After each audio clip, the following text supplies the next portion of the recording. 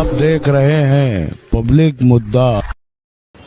भाई साहब, आपकी हाल ही में एक फोटो वायरल हो रही है जिसमें बीजेपी सांसद जगदम्बिका पाल उनके साथ आपकी फोटो मुमरा में काफी वायरल हो रही है। क्या कहेंगे? शमीम भाई भी दिख रहे हो फोटो में, क्या कहेंगे? ऐसा है कि जगदम्बिका पाल जी जो है ये उत्तर प्रदेश के बहुत बड़े नेता हैं और ये जो है एक दिन के, ये पहले कांग्रेस में थे एमपी और ये एक दिन के मुख्यमंत्री हैं उत्तर प्रदेश के। अगर आप लोग को नॉलेज होगी तो ये एक दिन के लिए कांग्रेस को ने इनको बनाया था, एक दिन के मुख्यमंत्री थे। बाद में ये पिछले 10 सालों से भाजपा में चले गए और ये हैं हमारे शमीम भाई जो हमारे सदर हैं, उनके गांव के एमपी हैं। तो उनके ताल्लुकात जब वो कांग्रेस में थे तब से अब तक हैं और उनके गांव के इत्तेफाक से। तो जितनी मरतबा भी मुंबई आते हैं या कहीं आते हैं तो शमीम भाई के घर पे मिलने ज़रूर जाते हैं। तो और वो फ़ोटो तो बहरहाल पुराना है और मैं नए फ़ोटो की बात कर रहा हूँ कि नया फ़ोटो भी अगर है तो जो लोग इल्ज़ाम बाद में देखना चाहिए, वही शमीम भाई के इन्फ्लुएंस से आप लोगों को वही जगदम्बिका पाल एयरपोर्ट पे आप लोगों से मीटिंग किए थे। तो ये शमीम भाई के गांव के एमपी थे इसलिए कर लिए, नहीं तो जगदम्बिका पाल बहुत बड़ी हस्ती है, वो ऐसे कोई एलू आदमी नहीं है। अब रहा सवाल, किसी के साथ बैठ जाने से विचारधारा बदलती है, ऐसे तो कुछ लोग ही होंगे कि हिंदुस्तान की राजनीति के अंदर हर आदमी के साथ संबंध है। जब तक कोई किसी का पट्टा नहीं पहनता है, भाजपा का या कांग्रेस का या जनता दल का या शरद पवार साहब का या अजीत दादा पवार का, तब तक वो आइडियोलॉजी मैच नहीं होती है। नीतीश राणे जो आज मुसलमानों को गाली दे रहा है, कभी इसने कांग्रेस के पंजे का भी वो पहना था, तो फोटो उसके साथ भी मौजूद है। फोटो हर आदमी के साथ हर आदमी का मौजूद है। भाई साहब, पर वो जगदम्बिका पाल है, वो वक्फ संशोधन बिल के समिति के अध्यक्ष है, जिसका आप पूरा मुमरा क्या पूरा देश उसका विरोध कर रहा है, वक्फ संशोधन बिल का, और आप भी विरोध कर रहे हैं, पर आप फिर उसके साथ में फिर ऐसा देखिए, ऐसा है कि वो बहुत पुराना फोटो है, एक चीज़। दूसरे, जगदम्बिका पाल सदर थे और उसका विरोध तो हर मुसलमान करता है ना, हर मुसलमान उसका विरोध करता है। और मुसलमान नहीं, सेकुलर हिंदू करता है। 220 पार्लियामेंट में वोट पड़े थे तो 220 तो सांसद थे नहीं, सारे लोगों ने उसका विरोध किया था। और हम तो जो ऑफिशियल उनकी कमेटी थी जिसमें वो चेयरपर्सन थे, अवैधुद्दीन अवैसी साहब थे, बालिया मामा जी थे, नरेश मस्के थे, तो उसमें तो हमने नीतीश कांत दुबे जो आजकल मुसलमानों के बारे में ज़्यादा बोलते, उनको तो मैंने प्रश्न का उत्तर भी दिया था और जवाब मैंने उनसे मांगा था। और ये पहले दिन से साफ हो चुका था कि बीजेपी जो भी कोई एजेंडा लाती है वो मुसलमान के खिलाफ लाती है मेरा। तो बहरहाल उससे कोई वो नहीं है, एक दूसरे के ताल्लुकात रहते हैं, वो पुराने फोटोज है और फोटो खींचने से आइडियोलॉजी नहीं बदलती है। ऐसे फोटो हर आदमी का सही साहब, ये फोटो आज क्यों पुराना फोटो वायरल किया गया और इसके पीछे क्या मकसद है? क्योंकि इसके पीछे ये मकसद है कि मैंने, और वो कौन लोग थे? मैंने वक्फ बोर्ड की जो मीटिंग हुई थी यहाँ पे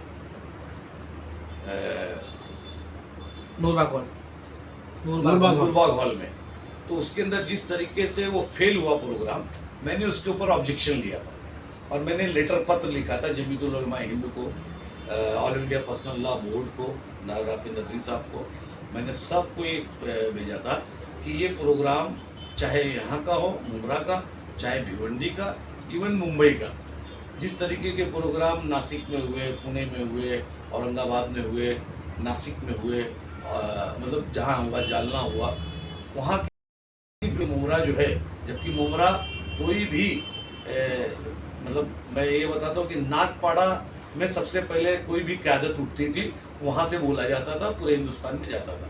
उसके बाद कहीं ना कहीं मुमरा सेंटर बना कि जिसमें शाहीन बाग हुआ, आरसीसी एनआरसी के खिलाफ था, पूरे शहर एक साथ का सब सक्सेस हुआ। इसी वक्फ बोर्ड तरमीमी बिल के खिलाफ जब मुस्लिम पर्सनल लॉ बोर्ड ने सबको इन्वॉल्व किया तो पूरे शहर में पूरी माँ, बहन, बेटी, जवान, ये एक प्रोग्राम ऐसा हुआ कि चोरी चोरी से प्रोग्राम हुआ।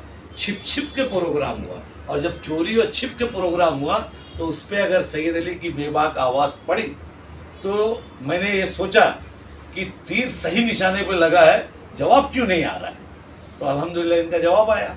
मैं ना कुछ हमारे जो उनके आईटी सेल के हैं, और मैं जानता हूँ कि इसके पीछे कौन लोग हैं, मैं जानता हूँ, और मैं उनके लिए एक शेर कहना चाहता हूँ आप लोग के माध्यम से कि उनसे कह दो ख्वाब न देखें हमको मिटाने का। उनसे कह दो ख्वाब न देखें हमको मिटाने का, अक्सर ख्वाबों की ताबीरें उल्टी आती है। अक्सर ख्वाबों की ताबीरें उल्टी आती है। और मेरी तलाश में खो बैठोगे वजूद अपना, मेरी तलाश में खो बैठोगे वजूद अपना, मैं जानता हूं तुम्हारी नजर कहाँ है। क्या बात है।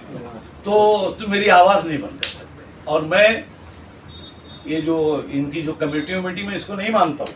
ये होगी उनके लिए, या वो बालिया मामा को डराने के लिए, या जितेंद्र अवार्ड साहब को डराने के लिए कि हम मुमरा के सारे वोट आपको गिरा देंगे और ये कर देंगे वो कर देंगे, तो उनको डराओ।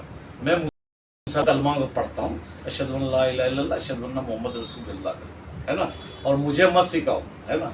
मैं आलिम बाअमल है तो उसका अल्लाह के बाद उसके सामने सर झुकेगा। मैं आलिम बाअमल है, वो किसी भी तबके फिक्र का हो, है ना।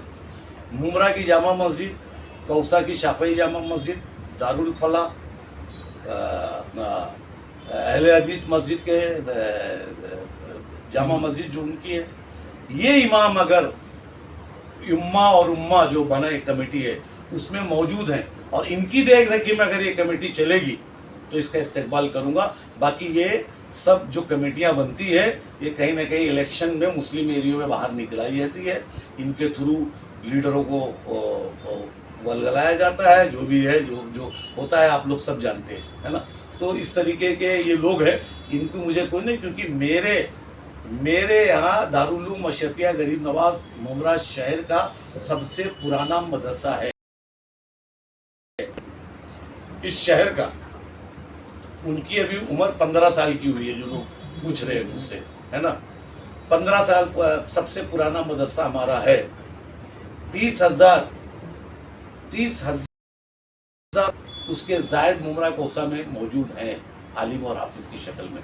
तो मुझे ये लोग डराए नहीं, ये लोग इनको डराना उनको डराए। आपने एक लेटर दिया था जिस वक्त अमेंडमेंट कमेटी की जो है मुमरा शहर में बर्खास्त करके एक नई शुरुआत की जाए, नई कमेटी बनाई जाए, क्या जवाब आया अब तक आपको उस पर? अभी तक जवाब नहीं आया, लेकिन मुझे उम्मीद है कि जवाब आने वाला है।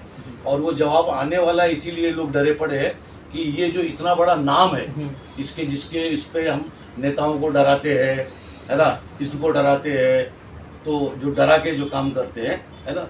और इसके पीछे हमारे कुछ पॉलिटिकल लोग हैं जो इनको साधते हैं, इनके पीछे वो अपने अपने सौदे करते हैं, मैंने इनको दिखा के इनको फ्रंट पे रखते हैं और अपना काम अंजाम देते हैं।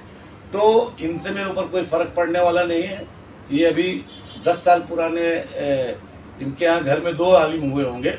750 साल का घराना है, सूफी संत का घराना है। मेरे यहाँ हर मजहब, हर मिल्लत, शिवसेना, RSS, बजरंग दल, बीजेपी सब मेरे पास आएंगे और मेरा काम है कि मैं उनकी विचारधारा से सहमत नहीं हूँ, मेरे आगे दिखाएंगे तो मैं उनकी इज्जत करूँगा।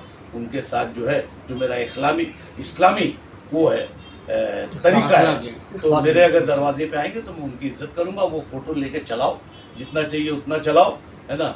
इससे थोड़ा खर्चा पानी भी मिल जाएगा आप लोगों को कि भाई साहब को हम बदनाम कर रहे हैं, इससे मेरे ऊपर कोई फर्क नहीं पड़ता। हाल ही में अभी कल ही की बात है, जो है महेश आयरे, उन्होंने उनकी वीडियो ऑडियो वायरल हुई है जिसमें उन्होंने कहा है कि मुसलमानों को जो है अभद्र शब्द का इस्तेमाल किया है, क्या कहेंगे उस पर? सख्त मजम्मत करता हूँ, ज़बरदस्त मजम्मत करता हूँ। और मेरे शहर के जितने नौजवान थे जिनको चोट पहुँची है, वो सारे के सारे हर पॉलिटिकल पार्टी के जिम्मेदार शहर मुमरा पुलिस, सब ने गम गुस्से का इजहार किया है। अजीज ने किया, वसीम सैयद ने किया, वसीम गुड्डू ने किया और तमाम जफर नुमानी, बहुत से लोग थे। मैं सबका नाम नहीं ले रहा हूँ और कोई ऐसा मत समझना कि मैं उनका नाम नहीं लिया हूँ। हमारा जफर तमाम सब मतलब जो भी है पूरे लोग, मैं पूरे लोगों को मुबारकबाद देता हूँ और बिल्कुल पूरी तरीके से लड़ना है। और अगर इस तरीके के बयान उन्होंने दिया है तो उसके ऊपर पुलिस को केस लेना चाहिए और ऐसे सरपसंद उसके ऊपर सख्ती से कार्रवाई करना चाहिए। अगर कार्रवाई नहीं हुई साहब तो फिर क्या करेंगे? अगर कार्रवाई नहीं की गई तो उसको आपका अगला कदम कैसा होगा? फिर उसके बाद अगर इस शहर के अंदर कभी भूल से भी वो शख्स अगर आया तो ये शहर के लोग बता देंगे कि उसका यहाँ पे हाल क्या करेंगे। सैयद साहब, सभी पक्ष के लोग थे, आज तुतारी संगठन से कोई भी नहीं था मुमरा पुलिस स्टेशन में। लेकिन मैं इस चीज और को सैयद साहब, सुनने में ये भी आ रहा है कि जुम्मा के दिन एक प्रदर्शन किया जाएगा आपके पक्ष की तरफ से, किसके लिए? इसके विरोध में। भाई शाहिद ने भाई जो कहा शाहिद के उसके विरोध विरोध में। बिल्कुल करना चाहिए, हर आदमी को करना चाहिए, हर मुमरा कर मुसलमान को करना चाहिए। क्यों नहीं करना चाहिए? कोई आदमी बोले मेरी मांडी के नीचे, और हमारे नेता अवार्ड साहब का भी नाम लिया उसने, बात पूरी कीजिए, अधूरी बात नहीं। मैं उनका भी नाम लिया कि उनके नीचे विधायक जितेंद्र अवार्ड का भी नाम लिया। गवर्नमेंट सर्वेंट थे, तुम हमारे नौकर थे, और अगर उनका नाम लिया है तो भी हमारे नौकर हैं, हमने उनको जिता के भेजा है। तो इस तरीके की अगर बात है, मैं तो बोलता हूँ आपके माध्यम से वो करता हूँ कि अवार्ड साहब को खुद FIR लिखवाना चाहिए कि उसने कैसे उनका नाम इस्तेमाल किया। उनकी तरफ से अभी कोई बात भी नहीं। तुरंत उनको बाइट देना चाहिए कि इस तरीके नापसंद लोग किसी भी नशे के अंदर बात करेंगे उसके साथ हम नहीं खड़े। और मैं उन मौलानाओं से भी कहना चाहता हूँ जो लोग मेरा फोटो दिखा रहे थे, उनको भी बोलता हूँ कि आप भी FIR लिखाइए। कुरैशी जमात द्वारा जो है महाराष्ट्र के कई हिस्सों में आंदोलन किया जा रहा है। किसान जो जिस तरह से किसानों पर अत्याचार हो रहे उसको देखते हुए जो है जानवर नहीं खरीदना और जो है उसे नहीं बेचने के एक बड़ा आंदोलन किया, उस पर क्या कहें? देखिए, कुरैशी जमात बेचारी परेशान हो गई थी, हर दरवाजे गई, किसी ने नहीं सुना, उसको हिंदू और मुसलमान में बांटा गया। किसान मतलब किसान है ना, मुसलमान किसान अगर समझ जाइए 5 लाख होंगे तो हमारे हिंदू किसान जो है 75 लाख होंगे, मतलब करोड़ होंगे। तो ये सारे जानवर पाले जाते हैं बेचने और खरीदने के लिए। एक धन होता है, पशुधन जिसको बोलते हैं, पशुधन। तो ये बजरंग दल और ये अपना विश्व हिंदू परिषद के लोग मारपीट उसमें, तो व्यापारियों ने बोला कि अब हम ये धंधा ही नहीं करेंगे, हम बंद कर देंगे। ये बंद करने से महाराष्ट्र के किसान उग्र हो गए, गुस्से में आ गए, और उन्होंने हर जगह बजरंग दल के गुंडों को पकड़ के पिटाई करना चालू किया, गांव में बांधना चालू किया, पुलिस को जा के छुड़ाना पड़ रहा है। तो सीधी सी बात है कि तुम मेरा पेट नहीं भर रहे हो, और जिस चीज से मेरा पेट भरा जा रहा है उसको तुम मारते हो, उनकी गाड़ियों को तोड़ते हो, उनको जिंदा जलाते हो, तो वो क्यों लेने जाएगा भाई, क्यों अपनी जान पे रिस्क लेगा? तो कुरैश जमात ने मैं इस्तेकबाल करता हूँ कुरैश जमात का कि कुरैश जमात ने ये करके पूरे महाराष्ट्र के किसानों को एकजुट कर दिया है। अब बजरंग दल और ये लोगों को जवाब किसानों से मिलेगा, और नहीं तो पहले मुसलमान सबसे सस्ती जात थी जिसको पकड़ के पिटाई करते।